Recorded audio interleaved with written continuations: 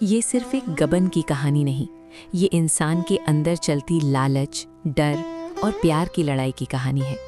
तो एक बार फिर स्वागत है आपका कहानी का पोस्टमार्टम।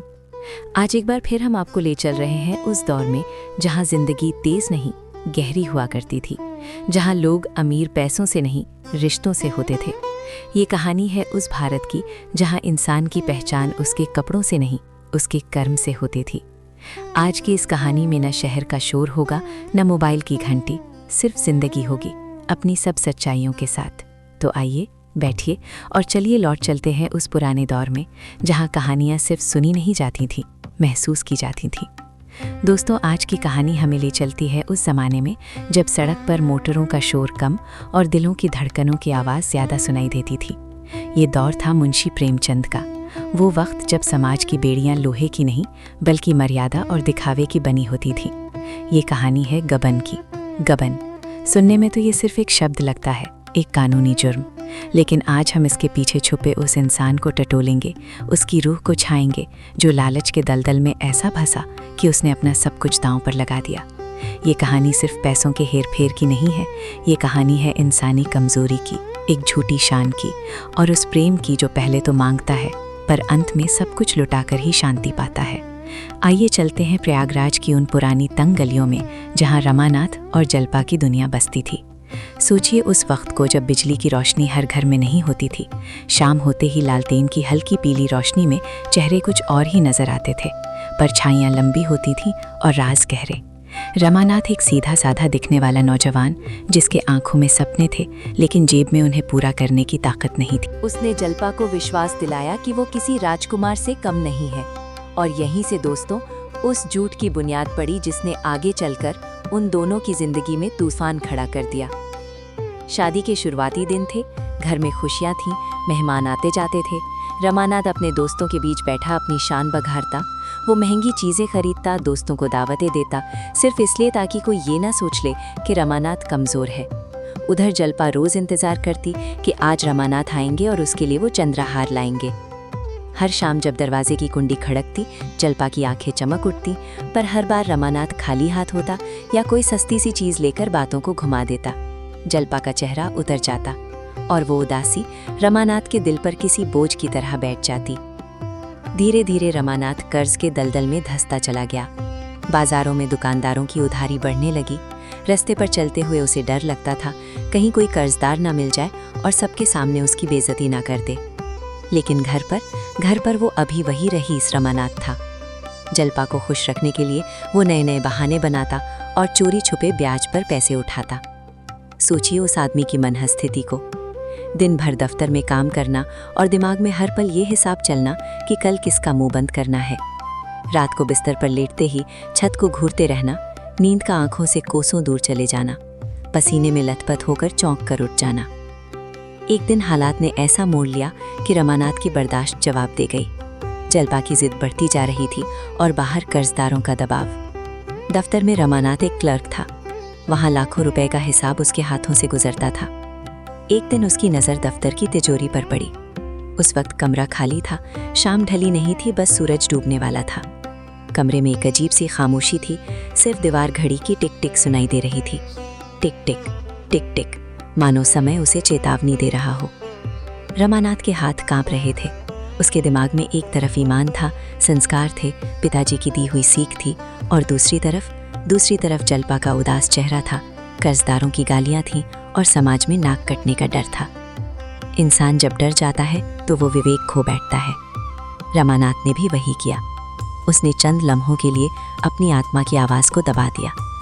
उसने तिजोरी से पैसे निकाले, वो नोट जो कागज़ के टुकड़े थे, उस वक्त उसे अपनी आज़ादी की चाबी लगे। उसने उन्हें अपनी जेब में भरा। उसका दिल इतनी ज़ोर से धड़क रहा था कि उसे लगा पूरा दफ्तर सुन लेगा। पसीने की एक ठंडी लहर उसकी रीढ़ की हड्डी में दौड़ गई। ये था गबन, ये थी वो चोरी जो सिर्फ पैसों की नहीं बल्कि उसके चरित्र की थी। घर लौटते वक्त हवा में ठंडक थी, पर रमानाथ का शरीर जल रहा था। हर आहट पर वो पीछे मुड़कर देखता, क्या कोई पीछा कर रहा है, क्या किसी ने देख लिया। वो घर पहुंचा, जल्पा मुस्कुरा कर आई, पर आज रमानाथ उसकी आंखों में देख नहीं पा रहा था। उसने वो पैसे छुपा दिए और उन पैसों से जल्पा के लिए गहने बनवाए, अपना कुछ कर्ज चुकाया। जलपा खुश थी। उसे लगा उसका पति कितना प्यार करता है उससे। वो सोने के हार को गले में लगाकर आईने में खुद को निहार रही थी और वहाँ खड़ा रमानाथ आईने में अपने आप को देखने से घबरा रहा था। उसे अपना ही चेहरा अजनबी लग रहा था। पर दोस्तों, पाप की एक आदत होती है, वो छुपा नहीं रहता। दफ्तर में हिसाब किताब शुरू हुआ, जांच होने लगी। रमानाथ को पता चल गया कि अब भेद खुलने वाला है। अब वो क्या करे? क्या वो जेल जाए? क्या वो अपने पिता, अपनी पत्नी, पूरे समाज के सामने जलील हो? उसका डर अब दहशत में बदल चुका था। वो रातों को उठकर बैठ जाता। जलपा पूछती क्या हुआ तो वो कहता कि कुछ नहीं, बस गर्मी है।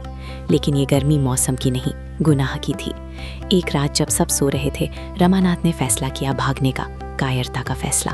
उसने सोचा कि अगर वो यहाँ रहा तो पकड़ा जाएगा और उसकी वजह से सबकी बदनामी होगी। इससे बेहतर है कि वो मर जाए या गायब हो जाए। उसने चुपचाप अपना सामान बांधा। जलपा गहरी नींद में थी। शायद सपने में वो अपना नया चंद्रहार पहने हुए थी।